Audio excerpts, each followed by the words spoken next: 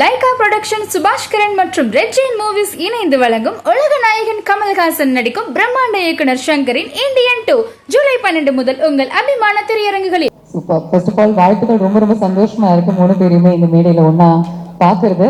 இந்த entire experience உங்களுக்கு வந்து ஒரு பிஞ்ச் மீ மூமெண்டா இருந்திருக்கும். பட் எந்த தருணமும் நீங்க வந்து ஆழமா உங்களை அப்படியே நல்லா கிளித்தீங்கன்னு சொல்லுங்களேன். which moment of yours in this entire experience? இல்லை, நீங்கள் சொன்ன மாதிரி இந்த என்டையர் எக்ஸ்பீரியன்ஸே எனக்கு ஒரு ட்ரீம் வேர்ல்டு மாதிரி தான் இருக்குது. ஃபர்ஸ்ட் ஆஃப் ஆல் எல்லாருக்கும் வணக்கம்.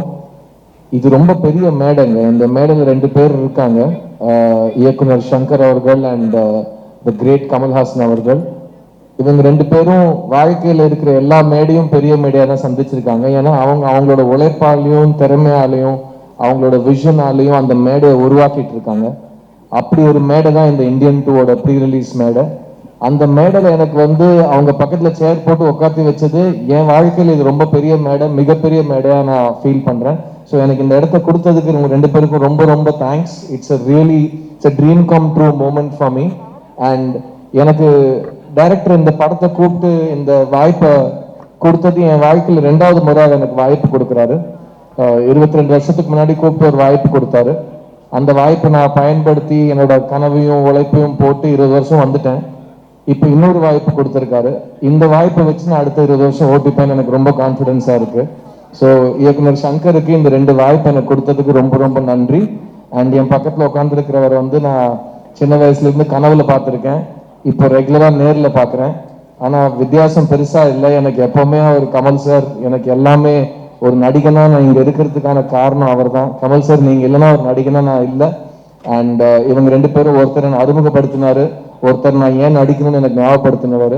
ஸோ இவங்க ரெண்டு பேரோடையும் ஸ்டேஜ் ஷேர் பண்ணுறது மட்டும் இல்லை, இவரோட ஸ்க்ரீன் ஸ்பேஸ் ஷேர் பண்ணுறது, அவர் வாயால் ஸ்டார்ட் கேமரா ஆக்ஷன் கேட்கறது, இது எல்லாமே நான் ஏதோ ரொம்ப பெரிய புண்ணியம் பண்ணிட்டு வந்திருக்கேன்னு நினைக்கிறேன். So I am very very grateful and I am very happy இந்த படத்தை சப்போர்ட் பண்ணுறதுக்கு நீங்கள் எல்லாருமே வந்திருக்கீங்க. Indian 2 is a legendary film and just to be part of this moment, Bhavna is still இது கனவா நினைவாங்கிற மாதிரி தான் இருக்கு எனக்கு நிஜமாவே. So thank you for having me here and thank you for being here. 2 வாய்ப்புன்னு சொன்னீங்க, எந்த வாய்ப்பு இன்னும் ஸ்பெஷல்? ரெண்டுமே சொல்லக்கூடாது, ரெண்டுமே வாய்ப்பு எப்பவுமே ஸ்பெஷலா தாங்க இருக்கும். பிகாஸ் சங்கர் சார் வாய்ப்பு கொடுத்தாலே அது ஒரு பெரிய விஷயம் தான். அந்த வாய்ப்பை நம்ம எப்படி யூஸ் பண்ணிக்கிறோங்கிறத பொறுத்து இருக்கு. அண்ட் எனக்கு கான்ஃபிடென்ஸாக இருக்குது. I am very confident that பாய்ஸ்லேருந்து ஆரம்பிச்சு இந்த பயணம் இந்தியன் 2லேருந்து தொடங்கும். It will become the next part of my life. So once again deepest thanks to Shankar sir. Because என் மேலே அவர் முதல் முறை செலுத்தின நம்பிக்கை வந்து ஒரு புது பையன் மேலே செலுத்தினார். இப்போ வந்து அவர் செலுத்தின நம்பிக்கை வந்து அந்த புது பையன் கொஞ்சம் வளர்ந்துருக்கான்னு இந்த பையனுக்கு ஒரு நம்பிக்கை கொடுக்குற மாதிரி இருக்குது. ஸோ இந்த வளர்ச்சிக்கு காரணமாக இருந்தவங்க பெரியவங்க எல்லாருக்கும் ரொம்ப நன்றி. அண்ட் தினமும் சினிமாவில் புதுசாக ஏதாவது ஒன்று கற்றுக்கணும்னு இவங்க தான் எனக்கு சொல்லிக் கொடுத்தாங்க. ஸோ அப்படியே இருக்கட்டும், நான் டெய்லி ஏதாவது கற்றுக்கிட்டே இருக்கேன். And both these opportunities are very special. And thank God for Indian, because Indian படம் இல்லைன்னா அந்த படத்தோட சீக்குவல் எனக்கு சான்ஸ் கிடைச்சிருக்காது. So thank you for making Indians both of you. Fantastic. இன்னைக்கு கரண்ட் சினாரியோல சங்கர் சார் இந்த படத்தினுடைய முக்கியத்துவம் அதிகரிக்குது அப்படின்னு நான் சொல்லணும். அண்ட் இந்த படத்தை பார்க்கறதுக்கு பல ஜென்ரேஷன்ஸ் ஒன்னா கூடி இதை என்ஜாய் பண்ண போறாங்க. உங்களுடைய கதையில எல்லா ஜெனரேஷனுக்கும் ஏதாவது ஒரு விஷயம் வச்சிருக்கீங்களா? How does this span across generations? வந்திருக்கும் அனைத்து ஊடக நண்பர்களுக்கும் என்னுடைய வணக்கத்தை தெரிவிச்சுக்கிறேன். முதல்ல இந்த சேனாபதி கதாபாத்திரத்தை உருவாக்குறதுக்கு சாருடைய ஃபோட்டோ, சாருடைய ப்ரொஃபைல் ஃபோட்டோ, அவங்க ஃபாதருடைய ஃப்ரண்டல் ஃபோட்டோ, ப்ரொஃபைல் ஃபோட்டோ, அவங்க பிரதர்ஸ் 2 பிரதர்ஸுடைய ஃப்ரண்டல் ஃபோட்டோ, ப்ரொஃபைல் ஃபோட்டோ, இது எல்லாத்தையும் கொடுத்து அந்த கேரக்டர் எப்படிப்பட்ட கேரக்டர்னு எக்ஸ்பிளைன் பண்ணி ஆர்ட் டைரக்டர் தோட்டாத்தரணிக்கிட்ட வந்து ஒரு ஸ்கெட்ச் போட்டு தர சொன்னேன். அந்த ஸ்கெட்சை பார்த்தவொன்னே ஒரு சிலிர்ப்பு வந்துச்சு. அந்த ஸ்கெட்ச் தான் அந்த லுக்கு இப்போ நீங்கள் படத்தில் பார்க்குறது, ஒரு சிலிர்ப்பு. அதே மாதிரி முதல் நாள் ஷூட்டிங் வந்து அந்த இந்தியன் தாத்தா கேரக்டரில் அவர் சைதாப்பேட்டை ஸ்கூலில் வந்து அப்படி வந்து நின்றும் போது ஒரு சிலிர்ப்பு வந்துச்சு உண்மையாகவே. அதெல்லாம் வந்து அது எப்படி எக்ஸ்பிளைன் பண்ணுறதுனே தெரில. அதே கேரக்டர் ஒரு 28 வருஷம் கழித்து ஒரு மேக்கப் டெஸ்ட்டுக்கு அந்த மேக்கப்லாம் போட்டு வந்து நின்னப்போ அந்த சிலிர்ப்பு பன்மடங்கு அதிகமாகிடுச்சு. நான் பல மேடையில் சொல்லியிருக்கேன், அந்த ஷூட்டிங் ஸ்பாட்டில் வந்து அவர் உள்ள கமல் சார் இருந்தால் கூட அந்த மேக்கப்பில் வந்து இந்தியன் தாத்தா இருக்கிறார், நம்ம பக்கத்தில் இருக்கிறாருன்ற ஒரு பயம், ஒரு மரியாதை, என்ன வந்து ஒரு நம்ம ஆக்டர் கமல் சார் தான் யோசித்தாலும் அதை மீறி அந்த இந்தியன் தாத்தா தான் அந்த செட்டில் இருக்காருன்ற ஒரு உணர்வு எப்போ பார்த்தாலும் எனக்கு தோணிக்கிட்டே இருக்கும்.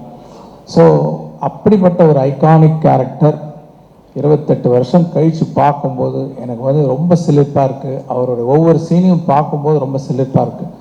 அதே சிலிர்ப்பு ஆடியன்ஸ்க்கும் இருக்கும்னு நம்புகிறேன். நீங்கள் கேட்ட மாதிரி ஒரு கதை, அந்த கதைக்கு என்ன மாதிரியான திரைக்கதை, என்ன மாதிரியான காட்சிகள் வந்து தெரிஞ்சோ தெரியாமலோ எல்லாருக்கும் பிடிக்கிறமான விஷயங்கள் வந்து உள்ளே வந்துடுதுங்கிறது தான் உண்மை. சூப்பர். கமல் சார், இந்த படம் தான் என்னுடைய most difficult and most challenging role till date அப்படின்னு சொல்லியிருக்கீங்க பல இன்டர்வியூஸில். எதனால? ட்ராவல்னாலையா, ப்ராஸ்தட்டிக்ஸ்னாலையா, பல ரோல்ஸ்னாலையா? எல்லா படமுமே வணக்கம் அனைவருக்கும் நன்றி. ஒரு விஷயம்னா உடனே தாவி குதிச்சிடுறது தான் என்னுடைய பழக்கம். அதனால் நேரம் கட்டுது. எல்லா பாத்திரங்களுமே ஒவ்வொரு சிக்கல்களை கொண்டு வரும். அதை மீறித்தனம் சக்ஸஸுக்கு போகணும். எது சக்ஸஸ்ன்னு தெரியாது நமக்கு. அந்த இருட்டில் ஒரே வெளிச்சம் வந்து நம்ம மேலே போட்டிருக்கிற லைட்டு தான். மற்றபடி டைரக்டருக்கு எனக்கு எல்லாருக்குமே ஆசை இருக்கும். ஆனால் எந்த திசையை நோக்கி போகிறோங்கிற ஒரு பதட்டம் உள்ளுக்குள்ளே இருக்கத்தான் செய்யும். அதை நீக்குவதற்கு சின்ன சின்ன விஷயங்கள் நடக்கும். ஒரு காட்சி முடியும் போது டைரக்டருக்கு முகத்தில் இருக்கிற புன்னகை, அவர் எந்திரிச்சு ஓடி வந்து கை கொடுக்கிற ஒரு சந்தோஷம், அல்லது இப்படியே இருக்கட்டும் சார், இன்னும் ஒன்று அப்படியே பண்ணிடலாம் சார்ன்ற ஒரு, அவன் பக்கத்தில் கூட இருக்கிற நடிகர்கள், நான் நேற்று பார்த்தேன் சார், அந்த டப்பிங் போது பார்த்தேன் சார் அப்படின்னு சொல்கிறது, இவைகள் தான் கொஞ்சம் கொஞ்சமாக light at the end of the டனல்னு சொல்லுவாங்கள்ல. அது அதே மாதிரி அதுக்கு ஆப்போசிட்டாக சில விஷயங்கள் நடக்கும். ஏதாவது புறப்படும் போது தடுக்கல்பாங்க, அந்த மாதிரியும் நிறையா நடந்திருக்கு இந்த படத்தில். அதெல்லாம் பார்க்கும்போது இவ்வளோ கஷ்டப்படுறோமே, இதெல்லாம் போய் சேருமாங்கிற சந்தேகங்கள் வலுக்கும். விபத்துக்கள், கோவிட், கூட நடித்த கலைஞர்கள் வந்து பேசிகிட்டு இருந்தோம், நல்ல ஆரோக்கியமாக பேசிகிட்டு இருந்தோம், சரி நாளைக்கு பார்க்கலாம் அப்படின்னு சொல்லிட்டு போகிறவங்கள பார்க்க முடியாமல் போகிறது, இதெல்லாம் ரொம்ப பயமாக இருந்தது. இவ்வளவு நிகழ்வுகள் ஒரே படத்தில் எனக்கு இதுவரை நடந்ததில்லைன்னு சொன்னால் அது மிகையாகாது. விபத்துக்கள், ஒரு அகால மரணங்கள் என்று பல, இத்தனையும் தாண்டி நாங்கள் நீங்கள் எல்லாரும் சந்தோஷமாக மூஞ்சி தூக்கி வச்சுக்காம இருக்கோம்னா இதில் நம்ம செஞ்ச வேலைக்கெல்லாம் பயன் கிடைக்க போகிறது என்கிற நம்பிக்கை எங்களுக்கு வந்திருக்கிறது. அது ஒவ்வொரு நாளும் நாங்கள் உறுதிப்படுத்தி, நேற்று கூட ஒரு டெக்ஸ்ட் அனுப்பிச்சிருந்தார் இவர், சென்சாரில் எல்லாருக்கும் பிடிச்சிருந்தது சார்ன்னு. அவங்க ஜாஸ்தி பேசவே மாட்டாங்க, ஏன்னா பேச்சு கொடுத்தா அது வேற எதுக்கு வம்பு, இது சொன்னாங்க விட்டுட்டாங்க, கொஞ்சம் கருணையாக அதிகமாக காட்டிட்டாங்க சங்கருக்குன்னு சொல்லிடுவாங்க. அதனால வழக்கமாக சென்சாரில் இருக்கிறவங்க வணக்கம் அப்படின்ட்டு போயிடுவாங்க, நல்லா இருக்கும் சார்.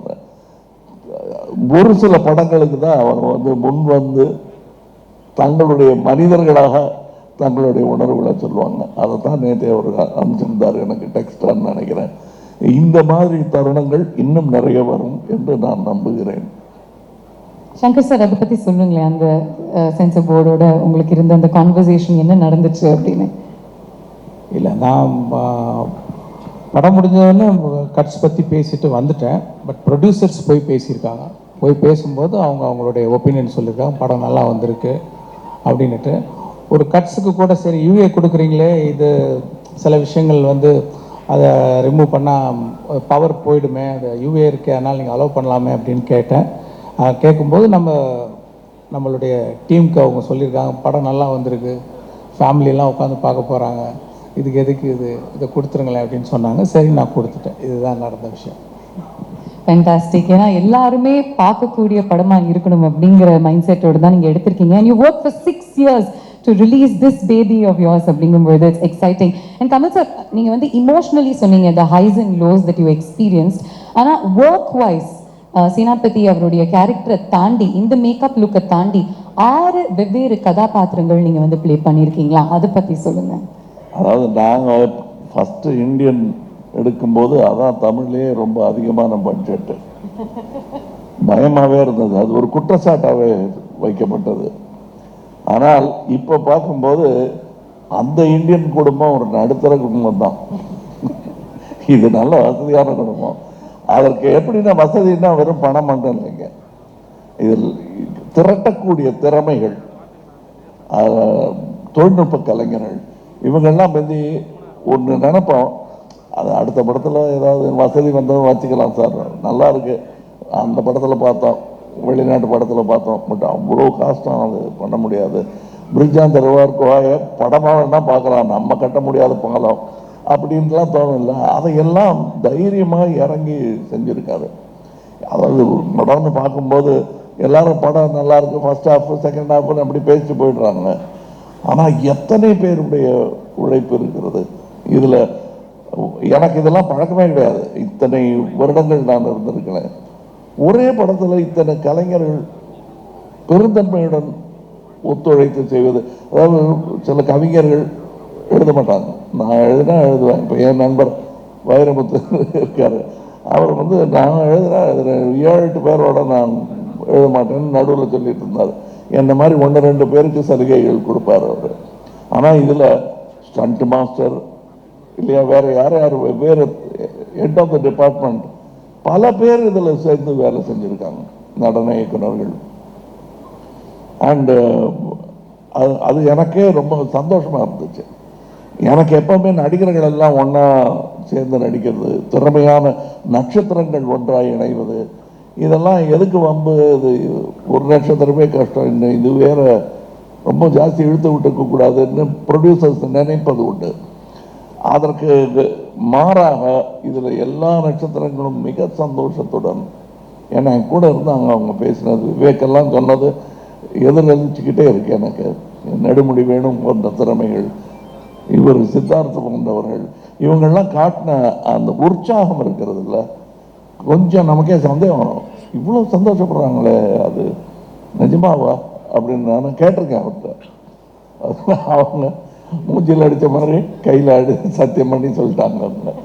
அதனால் நான் நம்புகிறேன், இவங்களையெல்லாமும் நான் நம்புகிறேன். இதில் இருந்த சின்ன சின்ன சின்ன டெக்னீஷியன், அசிஸ்டன்ட் டைரக்டர், இப்போ கூட நான் மேடைக்கு வந்தபோது முதல் தடவையாக ஒரே வாட்டி ட்ரெஸ்ஸை பார்த்து ஓகே சொன்னது இதுதான், இந்த ட்ரெஸ் நான் போட்டிருந்தேன் டைரக்டர் சார், நல்லா இருக்கு ப்ரமோஷன்ஸ்ல கூட வேற மாத்த சொல்லுவாரு, நல்லா இருக்கு சார், இல்லைன்னா அப்படி சுற்றி சுற்றி நடப்பார். அந்த நூலால தான் சார் துணி போனோம், இல்லை இல்லை திருப்பி தள்ளி போய் நிற்பார், திருப்பி கிட்ட வருவார்.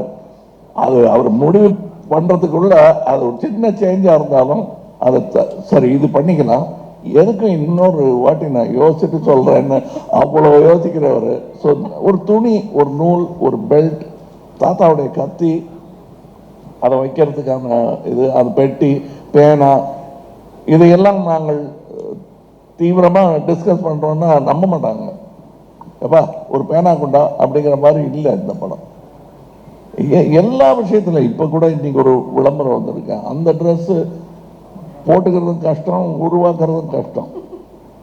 இதில் அதெல்லாம் வந்து எத்தனையோ காஸ்டியூம் எனக்குன்னு தனியாக ஒர்க் பண்ணியிருக்காங்க, அமிர்தா ஒர்க் பண்ணியிருக்காங்க, அது மாதிரி நிறைய காஸ்டியூம் டிசைனர்ஸ் இதில் வேலை செஞ்சுருக்காங்க.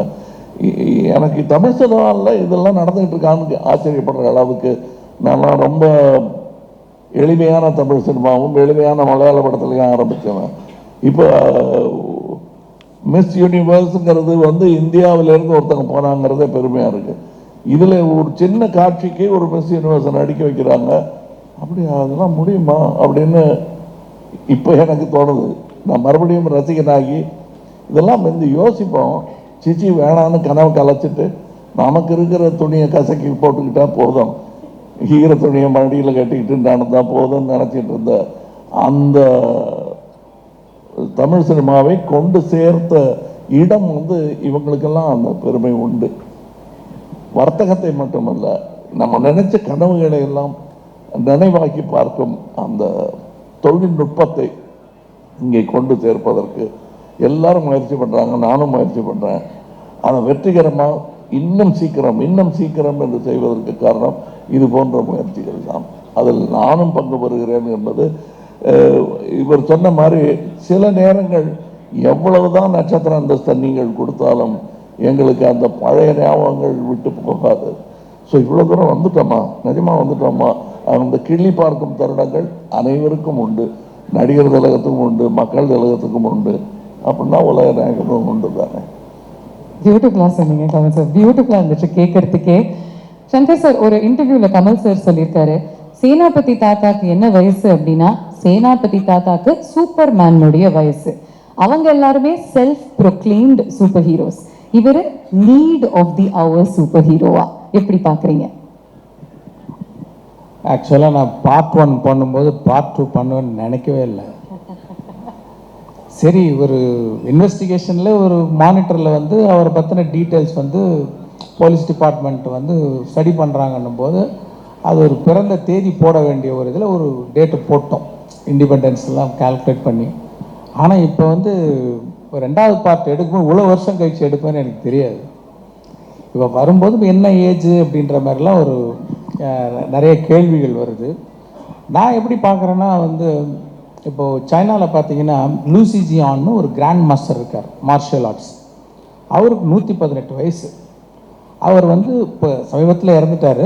அவர் அந்த ஏஜில் கூட வந்து பறந்து அடிக்கக்கூடிய ஒரு கிராண்ட் மாஸ்டராக இருந்தார். அதே மாதிரி தான் இந்த கேரக்டரும் நம்ம சேனாபதியும் வந்து இஸ் அ கிராண்ட் மாஸ்டர், வர்மக்கலையில் ஒரு கிராண்ட் மாஸ்டர். இப்போ இவங்களுக்குலாம் ஒரு பொதுவாக ஒரு குவாலிட்டி என்ன இருக்கும்னா டிசிப்ளின், அப்புறம் ஹேபிட்ஸ். அதாவது மெயினாக வந்து நம்ம கல்ச்சர் பார்த்திங்கன்னா இந்த தியானம், யோகா இதெல்லாம் பண்ணக்கூடிய கேரக்டர். ஃபுட் ஹேபிட்ஸு, அதாவது ஒரு வேளை தான் சாப்பிடுவாங்க. இந்த மாதிரி கட்டுப்பாடோடு இருக்கக்கூடிய ஒரு மார்ஷியல் ஆர்ட்ஸ் கிராண்ட் மாஸ்டருக்கு வந்து வயசு ஒரு பொருட்டே கிடையாது. அவங்க அந்த ஏஜில் இருந்தால் கூட அவங்க ஆக்டிவாக இருப்பாங்க. இப்போ பார்த்தீங்கன்னா இப்போ வந்து சூப்பர்மேனுக்கு ஏஜ் கிடையாது. இப்போ அதே பார்த்தீங்கன்னா இப்போ அயன் ஃபிளமிங்கோடைய புக்கில் வர அந்த பாண்டு கேரக்டர் இப்போ கால்குலேட் பண்ணி பார்த்தீங்கன்னா 102 வயசு. நம்ம அப்படியே பார்க்குறோம் பாண்டு, அவரும் நம்ம ரசிக்கணும், அந்த மாதிரி தான் நான் பார்க்கணுன்னு நான் விரும்புகிறேன்.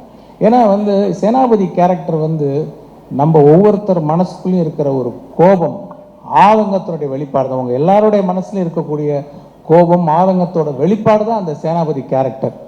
ஸோ அந்த கேரக்டர் எப்போவுமே ஒரு பவர்ஃபுல்லாக இருக்கிறதா எல்லாரும் விரும்புவாங்க, நானும் அதான் விரும்புகிறேன். கொஞ்சம் நான் எல்லா பக்கமும் யோசிப்பேன், சரி இந்த ஏஜுக்காக என்ன பண்ணலாம் அப்படின்ட்டு கொஞ்சம் டிசைன்லாம் பண்ணி பார்த்தேன். கொஞ்சம் வழுக்க வச்சு, முடியெல்லாம் கொட்டி போய், இன்னும் கொஞ்சம் சுருக்கெல்லாம் வச்சு என்னாலே பார்க்க முடியல. எப்படி எதுக்கு இப்படி பார்க்கணும், அது ஒரு சூப்பர்மேன் கேரக்டர் மாதிரி தானே அப்படின்னு சொல்லிட்டு தான் இந்த லுக்கில் இந்த படத்தில் காமிக்கிறோம்.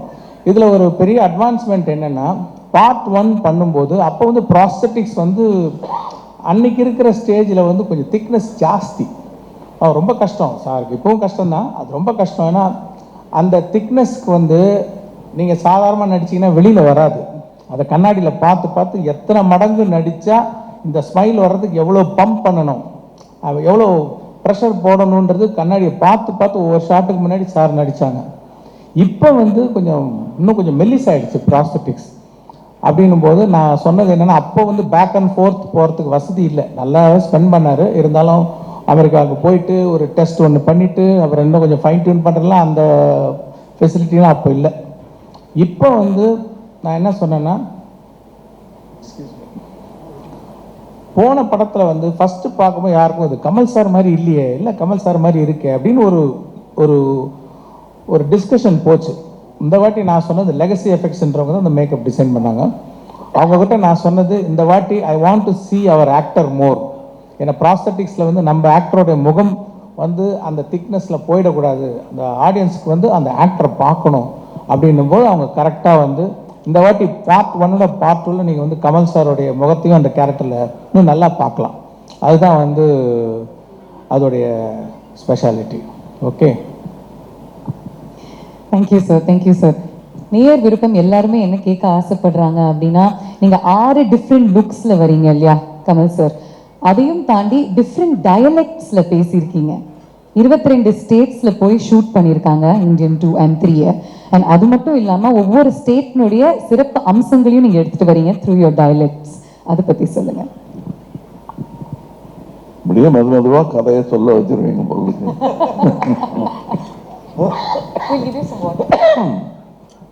பட் உண்மை என்னன்னா, முதல்ல இந்த படத்தை பார்க்க போகிறவர்கள், தேங்க்யூ, பார்க்க போகிறவங்க சாதாரண ரசிகர்கள், நானும் அதான் வச்சுக்கங்களேன். இப்போ என்ன செய்ய போகிறாங்க? இப்போ எனக்கு பதிலாக இன்னொரு நடிகரை வச்சே ஒரு இந்தியன் 2 பண்ணுறாருன்னு வச்சுக்கோங்க, அவரோட தம்பி வந்துட்டாங்க அப்படின்னு பண்ணுறாருன்னு வச்சுக்க. நான் என்ன வழக்கமாக சொல்லுவேன்னா, அது வயிற்றுச்சல் கூட கிடையாது, அதான் பார்த்துட்டோமே என்ன இருக்கு அப்படின்னு. பழம்புளிக்குங்கிற ஒன்று இருக்கும். இன்னொன்று என்ன சொல்லுவோன்னா, தாத்தா வருவார், அந்த உரமம் குத்துவார், அவ்வளோதானே, அதான் பார்த்துட்டோமேங்கிறது தான். அது கடும் விமர்சனம் அதான் வைப்பாங்க ஃபஸ்ட்டு. எல்லா வெற்றிக்கும் முன்னாடியும் அது ஒன்று. தெரியுமே, சங்கர் படம்னா நிறைய பாட்டு, பிரம்மாண்டம் அவ்வளோதானே, என்ன பிரம்மாண்டம் அவ்வளோதானே, அதை எப்படி நம்ம போய் அவங்க கூட வாதாடுறது? அதுக்கெல்லாம் ஒரே பதில், நாம் திரைக்கதை அமைக்கும் விதம்தான். இந்த கேள்வியெல்லாம் அவங்களே பதில் சொல்லி அவங்களே ஒத்துக்கிட்டு சாரி சொல்லாமல் எங்களை பாராட்டி விட்டு வெளியே போகணும். அதற்கான முன்னேற்பாடை அவர் பண்ணாருங்கிறது தெரிஞ்சதுனால தான் நான் படமே ஒத்துக்கிட்டேன். ஏன்னா இதே கேள்வியோட தானே நான் அவர்கிட்ட போயிருப்பேன். 2வது செய்யலாங்கும் போது அதான் பண்ணிட்டோம் சார்ங்கிறது தான் மனசில் ஓடிக்கிட்டு இருக்கோம். இருந்தாலும் கௌரவம் மரியாதை காரணமாக சொல்லுங்க சார், என்ன அதே தான் இருக்கும் அப்படின்னு நினச்சிட்டு இருக்கும்போது சில வியப்புகளை ஒரு கதாசிரியனாக, ஒரு நடிகனாக எனக்குள் அவரால் ஏற்படுத்த முடிந்தது. அதெல்லாம் இதில் இருக்குது. லாங்குவேஜ் பேசுறது, அதான் நீங்கள் பேசியிருக்கீங்களா அப்படின்ட்டா முடிஞ்சு போச்சு. நீங்கள் ஏகஜிக்கல்லையில் பேசியிருக்கீங்க, மரச்சரித்திரால வட்டார வழக்கு பேசுவீங்க, பிரம்மாண்டில் பேசியிருக்கீங்க, அதெல்லாம் பார்த்துட்டோமே அப்படின்ட்டா எல்லாம் பார்த்துட்ட மாதிரி ஒரு ஃபீலிங் இருக்கும். The way he has brought about it, இந்த படத்துக்கும் அதற்கும் என்ன, இது சும்மா பல்வேறு ட்ரெஸ்ஸில் நிற்கிற ஒரு அலங்கார பொருளாக இல்லாமல் ஒரு காரணத்தோட அதில் வச்சிருக்காரு. அது கொஞ்சம் கஷ்டமான விஷயம்தான். அதுவும் என்ன பண்ணிட்டாருன்னா, இவர் அந்த மாதிரி வித்தியாசமான மொழிகள் வர்ற நேரத்தில் வசதியாக, நடிகனுக்கு வசதியாக ஷாட் வைக்கல, அவர் கதைக்கு வசதியான ஷாட்டு தான் வச்சார். அவர் நடிகனுக்கு என்னென்னலாம் இடைஞ்சல் உண்டோ, மூஞ்சியில் பிளாஸ்டர் ஒட்டி, ட்ரெஸ்ஸும் போட்டு, லைட்டு நிறைய போட்டு, ஏசிலாம் பண்ணாங்க. பட் அதுக்கெல்லாம் தாண்டி இன்னும் சொல்ல போனால் சில ஷூட்டிங் கேன்சல் பண்ண வேண்டியதாக இருந்தது. உள்ளெல்லாம் எறும்பு விடுற மாதிரி இருந்தது சார், ரொம்ப முடியல அப்படின்னு சொல்லி அரை மணத்தோட என்னை விட்டாங்க.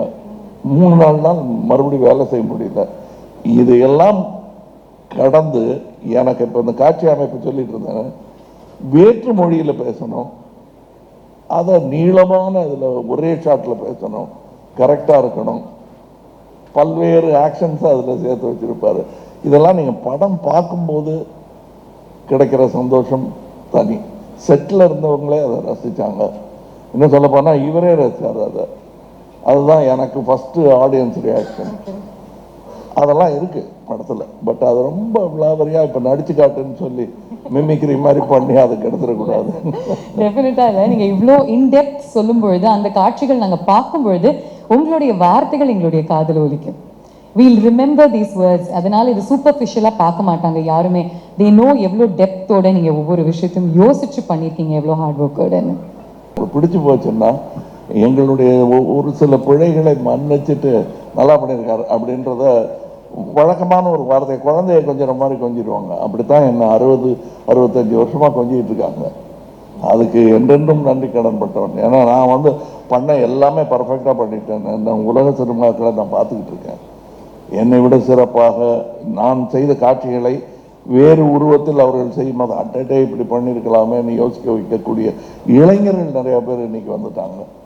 அதுக்கு நடுவில் என்னை அன்பின் காரணமாக மட்டுமே தோளில் தூக்கி வைத்திருக்கிறார்கள் என்ற சந்தேகம் எனக்கு ரொம்ப நாள் உண்டு. சார் வணக்கம் sir. Kamal sir, Kamal sir, உங்கள்கிட்ட ஒரு கேள்வி சார். தேவிபடி கேட்குறேன் சார். மைக்கில் மட்டும் உங்களுடைய கேள்விகள் கேளுங்க sir. Thank you very much. Hello Kamal sir, நான் தேவிபடி கேட்குறேன். பத்தி எடுத்திருக்கீங்கன்னு கமெண்ட் வந்துருந்துச்சு கேட்டிருந்தேன். நீங்க அதை மட்டுமே இப்போ மையமா எடுத்துக்கிறீங்க. Can you repeat your question, இல்லைங்க, please? இப்போ நீங்கள் மற்ற படங்கள்லாம் பண்ணியிருக்கேன், காதலன் பண்ணியிருக்கேன்.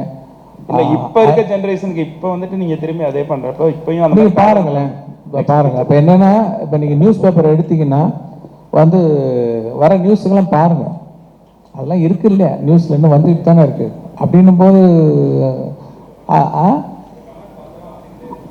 இல்லை சொல்லிட்டாருங்க பதில். குட் ஆன்சர் சார், முடிச்சிட்டீங்க சார். சார் நான் தேவி மணி கேட்குறேன்.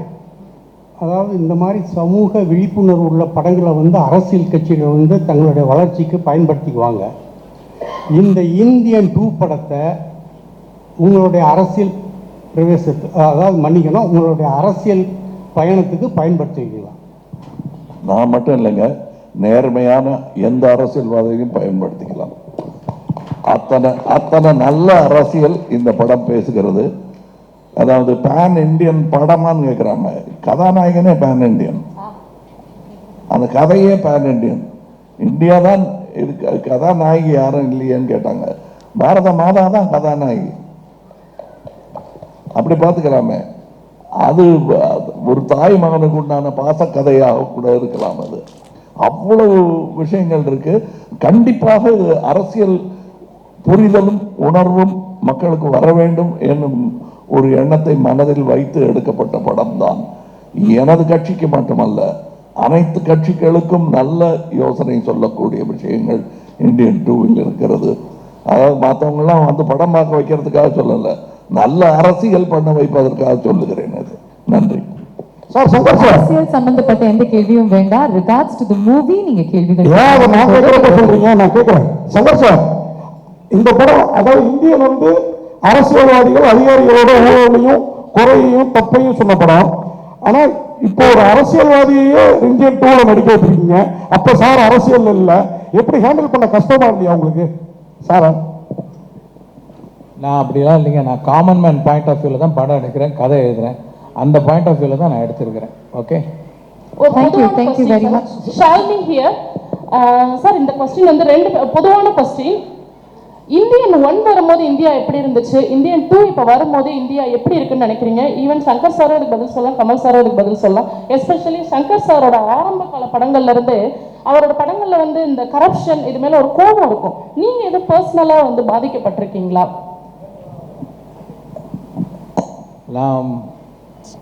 உங்க ஃபர்ஸ்ட் क्वेश्चन என்ன? சாரி. இந்தியன் 1 வரும்போது இந்தியா எப்படி இருந்துச்சு, இந்தியன் 2 வரும்போது இந்தியா எப்படி இருக்கு? அந்த கேள்வி நான் உங்கள்கிட்ட கேட்கணும்னு விரும்புறேன். நீங்க சொல்லுங்க ப்ளீஸ். அப்ப நான் குழந்தையா இருந்தேன், அதனால தெரியல. சரி சரி. இப்போ இன்னமும் அந்த கரப்ஷன் சரியாகலன்னு தோணுது அப்படின்னு நீங்க நினைக்கலையா? நினைக்கிறேன். அவ்வளவுதான். ரெண்டு பேரும் ஒரே மேட்டர் பேசிட்டு இருக்கோம். எதுவோ மாறலையே, கம் பேக் இண்டியன். எவனோ திருந்தலையே, கம் பேக் இண்டியன். லஞ்சம் லஞ்சம் லஞ்சம், அதுதான் படம். வந்து பாருங்க. அடுத்த கேள்வி என்ன சொன்னீங்க? பர்சனலா உங்களுக்கு ஏதோ இந்த கரப்ஷன்னால பாதிப்புகள் உண்டாகி இருக்கா? நான் பாலிடெக்னிக்கில் சேரும்போது அப்போ வந்து income certificate, birth certificate, community certificate இதெல்லாம் நான் ப்ரொடியூஸ் பண்ண வேண்டிய ஒரு இது இப்போ ப்ரொசீஜர் இருக்குது. இப்போ அதுக்கு நான் அந்த சர்டிஃபிகேட் அலையும் போது நான் இந்த இதெல்லாம் பார்த்தேன். லைக் கொடுக்க வேண்டிய ஒரு சூழ்நிலை இருக்கும். அது என்ன ரொம்ப பாதிச்சுது அப்போது. ஸோ அப்போ வந்து அது எனக்கு ஒரு வாய்ப்பு, ஒரு ஃபிலிம் மேக்கராக வரும்போது அதை நான் எக்ஸ்பிரஸ் பண்ணேன். அதுதான். இந்தியன் 1 வந்து நீங்க என்ன சொன்னீங்க, பர்ஃபார்மன்ஸ் பிரசன்ஸ் எல்லாம் இப்போ இந்தியன் 2ல சூப்பரா இருக்குன்னு. இந்தியன் 1ல உங்களோட ரொமான்ஸும் எவ்வளவுக்கு எவ்வளவு அந்த ஊழல் எதிர்த்த அரசியல்வாதி ஈக்குவலா இருந்ததோ அதை நாங்க இதுலயும் எதிர்பார்த்தோம். இதுல இந்தியன் தாத்தாவை மட்டும் வரீங்களா, இந்தியனாவும் வரீங்களா? பார்ட் 3லயாவது எங்களுக்கு ஏற்ற அந்த ரொமான்ஸும் இருக்குமா? ஏங்க, என்னை தவிர யாருமே ரொமான்ஸ் பண்ணக்கூடாதுன்னு நீங்க எப்படிங்க சட்டம் போடலாம்? டைரக்டரே போடாத அந்த சட்டத்தை நீங்க போட முடியாது. உங்களுக்கு பார்ட் 3 பத்தி பேசக்கூடாதுன்னு ஒரு இன்டரிம் இது வாங்கியிருக்காரு, கேக் ஆர்டர் வாங்கியிருக்காரு அவரு. ஏன் சார் நீங்க அதுக்கு போயிட்டீங்கன்னா எல்லாம் அந்த பக்கமே பார்த்துட்டு இருக்காங்க, அது பேசாதீங்க சார் அப்படின்றாரு அவரு. அதனால நான் அதை பத்தி பேசல, அதை பத்தி பேசவும் வேணாம். உங்களுக்கு நீங்க பாருங்க, உங்களுடைய குறைகள் எல்லாம் தீரும். உங்கள் கேள்விக்கான பதில் அதிலும் இருக்கிறது, இதிலும் இருக்கிறது. கடைசி கேள்வி இது. இங்க Kaushik from DT next sir. இந்த படத்துக்கு 3 ரைட்டர்ஸ் மொத்தம் வந்து நீங்க சூஸ் பண்ணிருக்கீங்க. 3 ரைட்டர்ஸ் ஒர்க் பண்ணிருக்காங்க இந்த படத்துக்கு. அண்ட் சார் இங்க சார் 3 ரைட்டர்ஸ் இந்த படத்துக்காக வந்து ஒண்ணா வந்திருக்காங்க. அண்ட் இது எந்த அளவுக்கு வந்து ஸ்கிரிப்ட் வந்து அந்த 3 ரைட்டர்ஸ் இந்த படத்துக்கு ரெக்வயர் பண்ணுது அண்ட் அவங்க 3 பேரையும் ஒரே பேஜ்ல வந்து நீங்க வச்சதுக்கான அந்த ப்ராசஸ் பத்தி சொல்லுங்க sir. Because it's very interesting process. 3 ரைட்டர்ஸ்ங்கிறது ஒரு விஷனுக்காக வரதுங்கிறது, அதை பத்தி கொஞ்சம் சொல்லுங்க sir.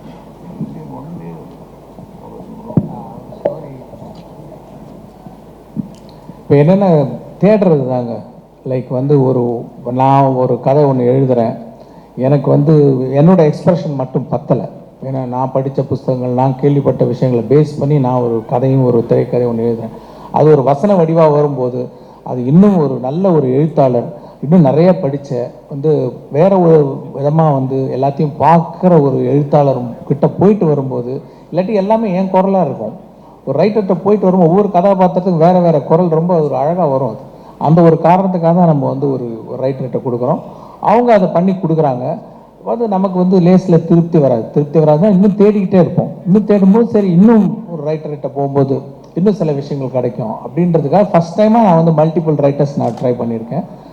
தேடிட்ட good job. Like sir last கேள்வி மைக் வச்சிருக்காங்க சார். சார் வணக்கம். இங்க to your right. Yes sir. Second row. Sir 2 விஷயங்கள் வந்து இந்தியன் அப்படின்னு எடுத்துக்கிட்டாலே வந்து எப்போவுமே வந்து மக்களுடைய கவனத்தை கவரும். ஒன்று வந்து வாஸ் ப்ராஸ்தெட்டிக்ஸ், தி அதர் வாஸ் வர்மம். இது வரைக்கும் இந்த செகண்ட் பார்ட்டில் வர்மம் பற்றி கொஞ்சம் டீட்டெயில்டாக there's going to be an episode அப்படின்னு சங்கர் சார் அவருடைய இன்டர்வியூஸில் வந்து முன்னாடி சொல்லியிருக்காரு.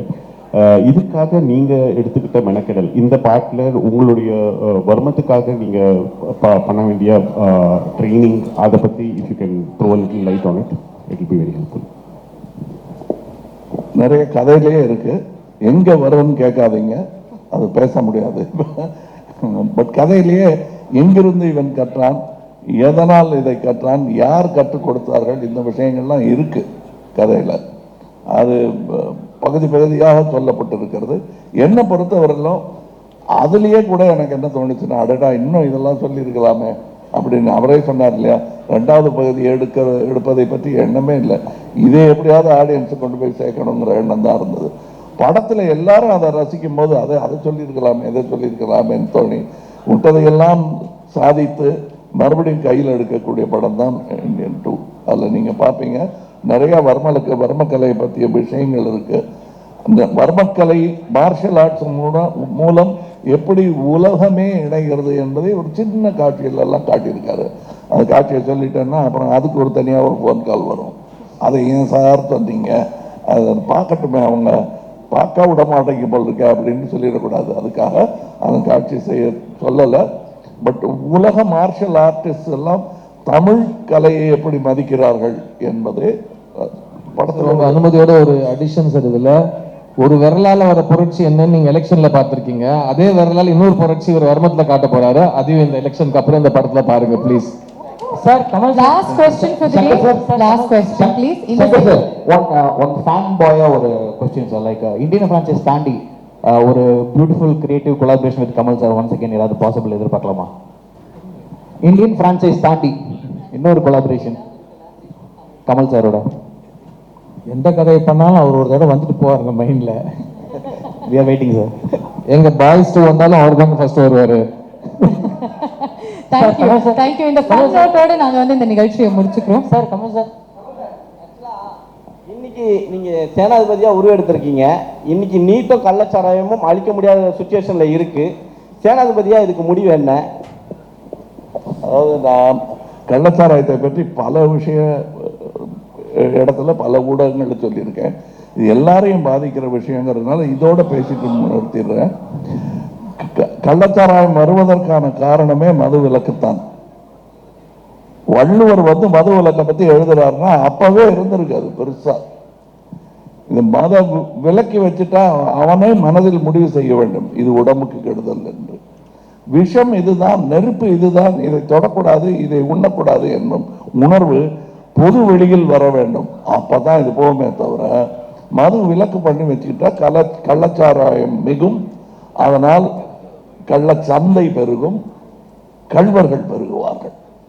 கமல் சார் உலக நாயகன் கமலஹாசன் நாங்க வந்து ஃபியூச்சர் ஃபுல்லாக நாங்கள் கேட்டுன்னு இருக்கோம். இப்போ வந்து உலக நாயகன் தாத்தான்னு ட்ரெண்டிங் போயிட்டு இருக்கு. நீங்கள் கூட ஸ்டேஜில் சொன்னீங்க, நான் இப்போ கூட தாத்தா தான் என் பொண்ணு மனசு வச்சான்னு சொன்னீங்க. ஏன் சார் அது மாதிரி சொன்னீங்க? சொல்லக்கூடாதுங்கிறீங்களா? இல்லை சொல்லலாம் சார். இப்போ வந்து நீங்கள் அதாவது இதெல்லாம் நீங்க பண்ணி வைக்கிற கோளாறு தான். தாத்தான்னு சொன்ன என்ன, நான் தாத்தா தானே. காந்தியை தாத்தான்னு சொல்லி என்ன குறைஞ்சு போயிட்டாரா? இல்லை பெரியாரை தாத்தான்னு கூப்பிட்டா குறைஞ்சு போயிடுவாரா? ஐயான்னு கூப்பிடாம தாத்தா பெரியார் தாத்தான்னு நான் சொன்னேன்னா ஒன்றும் ஆயிடும். அந்த தாடிக்கு டையெல்லாம் அடிக்க முடியாது. உள்ள மனசு மாதிரி அந்த வெள்ளை மறுபடியும் வெளியே வந்துடும். அதனால தாத்தாவா இருக்கிறதுக்காகத்தான் நாம பயிற்சி எடுத்துக்கிட்டே இருக்கோம். நீங்களும் எடுத்துக்கிட்டோம். நாளை அது நடந்தே தீரும். இந்த கொஸ்டின் லாஸ்ட் இந்த கொஸ்டின் உங்களுக்கு மட்டும் கேட்கலாம். தயாரிப்பாளர் சங்கத்துல சார் சார் அவங்க வந்து இவ்வளவு நேரம் உட்கார்ந்துகிட்டு இருக்காங்க. யார் இல்ல மைக் இல்லைன்னா எந்த அவசரத்துல பேசணுமோ அந்த வால்யூம்ல பேசிட்டு இருக்கீங்க. மைக் இருக்கு, கொஞ்சம் பார்த்து. நடிகருக்கு தடை விதிச்சிருக்காங்க. ஸோ அந்த லிஸ்ட்ல வந்து கமல் சாரும் இருக்காரு. இதை எப்படி பாக்குறீங்க? ஏறுங்க, 4 நடிகருக்கு நடிக்க கூடாதுன்னு ஒரு தடை வந்திருக்கு. தகவல் கொடுத்திருக்காங்க. ஆஹா அவரா நீங்க அப்படின்னு நான் வடிவேலு டயலாக சொல்லிட்டு அத்தோட நிறுத்திக்கிறேன். இது வந்து இந்தியன் 2க்கானது. இது பக்கத்துல தான் அந்த பில்டிங். அங்க போய் உட்கார்ந்து அது பேசலாம். Thank you very much. எல்லா கேள்விகளுக்கும் நன்றி. இதோட நம்ம வந்து சிரிப்போட சந்தோஷத்தோட with a lot of excitement இந்த என்டையர் டீமுக்கு எங்களுடைய வாழ்த்துக்களை தெரிவிக்கலாம். Thank you so much.